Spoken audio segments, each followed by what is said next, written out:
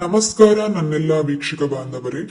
ಕೆಳದಿ ಶಿವಪ್ಪ ನಾಯಕ ಕೃಷಿ ಮತ್ತು ತೋಟಗಾರಿಕಾ ವಿಜ್ಞಾನಗಳ ವಿಶ್ವವಿದ್ಯಾಲಯ ಇರುವಕ್ಕೆ ಕೃಷಿ ಮಹಾವಿದ್ಯಾಲಯ ನವಿಲೆ ಶಿವಮೊಗ್ಗದ ಅಡಿಯಲ್ಲಿ ಬರುವಂತಹ ಜೈವಿಕ ಕಾರ್ಯಾನುಭವ ಕಲಿಕಾ ಘಟಕ ಸಸ್ಯ ರೋಗಶಾಸ್ತ್ರ ವಿಭಾಗ 2023-24ನೇ ಸಾಲಿನ ಅಂತಿಮ ವರ್ಷದ ಬಿಎಸ್ಸಿ ಹಾನರ್ಸ್ ಕೃಷಿ ವಿದ್ಯಾರ್ಥಿಗಳಾದ ನಾವು ಸಸ್ಯ ರೋಗಶಾಸ್ತ್ರ ವಿಭಾಗದಲ್ಲಿ ಒಟ್ಟು 18 ವಿದ್ಯಾರ್ಥಿಗಳು ಜೈವಿಕ ಗೊಬ್ಬರಗಳಾದಂತಹ ಟ್ರೈಕೋಡರ್ಮಾ ಮತ್ತು ಸೂಡೋಮೋನಾಸ್ ಜೈವಿಕ ಗೊಬ್ಬರಗಳ ತಯಾರಿಸುವ ಕಾರ್ಯವನ್ನ ನಿರ್ವಹಿಸಿದ್ದೆವು.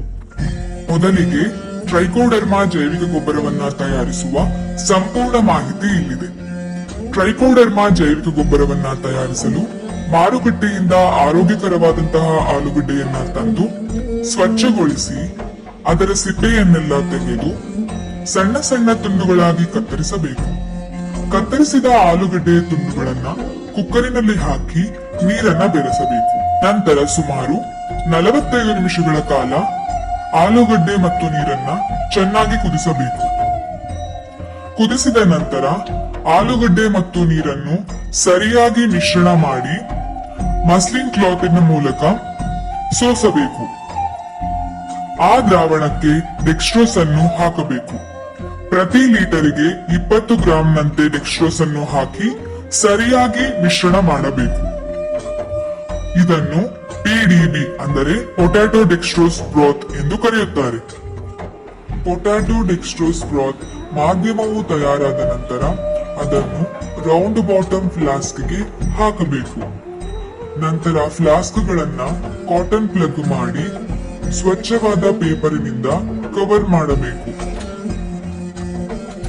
ನಂತರ ಈ ಫ್ಲಾಸ್ಕ್ಗಳನ್ನು ಆಟೋಕ್ಲೇವ್ ನಲ್ಲಿ ಇಟ್ಟು ಸ್ಟೆರಿಲೈಸೇಷನ್ ಅಂದರೆ ಕ್ರಿಮಿಶುದ್ಧೀಕರಣ ಮಾಡಬೇಕು. ಕ್ರಿಮಿಶುದ್ಧೀಕರಣಗೊಳಿಸಲು ಸುಮಾರು 121 ಡಿಗ್ರಿ ಸೆಲ್ಸಿಯಸ್ ಟೆಂಪರೇಚರ್ ಹಾಗೂ 15 ಬಾರ್ ಪ್ರೆಷರ್ ನಲ್ಲಿ ಇಟ್ಟು ಆಟೋಕ್ಲೇವ್ ಮಾಡಬೇಕು. ಆಟೋಕ್ಲೇವ್ ಆದ ನಂತರ ಫ್ಲಾಸ್ಕ್ ಗಳನ್ನ ಹೊರತೆಗೆದು ತಣ್ಣಗಾಗಲು ಬಿಟ್ಟು ಮರುದಿನ ಪಿಡಿಬಿ ಮಾಧ್ಯಮಕ್ಕೆ ಟ್ರೈಕೋಡರ್ಮಾ ಪ್ಯೂರ್ ಕಲ್ಚರ್ ಅನ್ನ ಇನಾಕ್ಯುಲೇಷನ್ ಮಾಡಬೇಕು. ನಂತರ ಇನ್ಕ್ಯುಬೇಷನ್ಗೆ ಇಡಬೇಕು. ಟ್ರೈಕೋಡರ್ಮಾ ಶಿಲೀಂಧ್ರದ ಬೆಳವಣಿಗೆಯನ್ನ ಹಸಿರು ಮ್ಯಾಟಿನಂತೆ ಕಾಣಬಹುದು.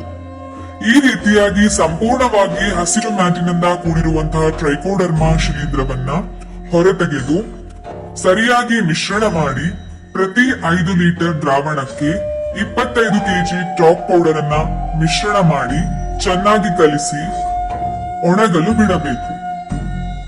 ಚೆನ್ನಾಗಿ ಒಣಗಿದ ನಂತರ ಅದಕ್ಕೆ ಕಾರ್ಬಾಕ್ಸಿ ಮೀಥೈಲ್ ಸೆಲ್ಯುಲೋಸ್ ಅನ್ನ ಬೆರೆಸಬೇಕು.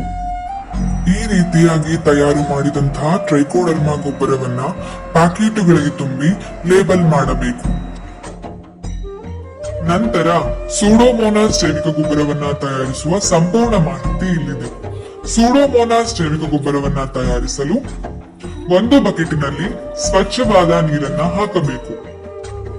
ಈ ನೀರಿಗೆ ಪ್ರತಿ ಲೀಟರ್ ನೀರಿನಂತೆ 1.5 gram dipotassium hydrogen orthophosphate, 1.5 gram magnesium sulphate, 20 gram peptone ಅನ್ನ ಬೆರೆಸಬೇಕು. ಇದು ಕಿಂಗ್ಸ್ಬಿ ದ್ರಾವಣವಾಗಿರುತ್ತದೆ. ಈ ಕಿಂಗ್ಸ್ಬಿ ಮೀಡಿಯಾವು ಸೂಡೋಮೋನಾಸ್ ಬ್ಯಾಕ್ಟೀರಿಯಾದ ಬೆಳವಣಿಗೆಗೆ ಉತ್ತಮವಾಗಿರುತ್ತದೆ. ಈ ರೀತಿಯಾಗಿ ಸಿದ್ಧವಾದಂತಹ ಮೀಡಿಯಾವನ್ನ ರೌಂಡ್ ಬಾಟಮ್ ಫ್ಲಾಸ್ಕ್ಗೆ ಹಾಕಬೇಕು. ಫ್ಲಾಸ್ಕ್ ಅನ್ನ ಕಾಟನ್ ಪ್ಲಗ್ ಮಾಡಿ ನ್ಯೂಸ್ ಪೇಪರ್ ನಿಂದ ಕವರ್ ಮಾಡಬೇಕು.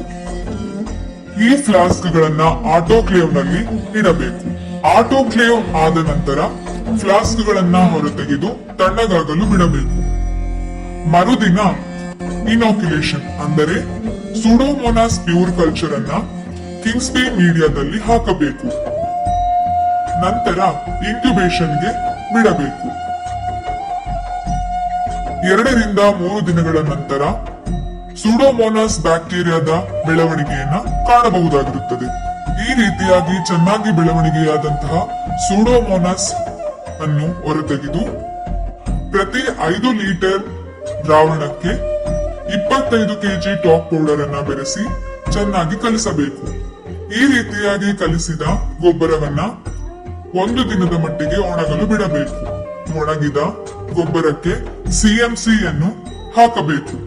ಚೆನ್ನಾಗಿ ಒಣಗಿದ ಗೊಬ್ಬರಕ್ಕೆ ಸಿಎಂಸಿ ಅಂದರೆ ಕಾರ್ಬಾಕ್ಸಿ ಮೀಥೈಲ್ ಸೆಲ್ಯುಲೋಸ್ ಅನ್ನು ಪ್ರತಿ ಕೆಜಿಗೆ 5 ಗ್ರಾಂನಂತೆ ಬೆರೆಸಬೇಕು.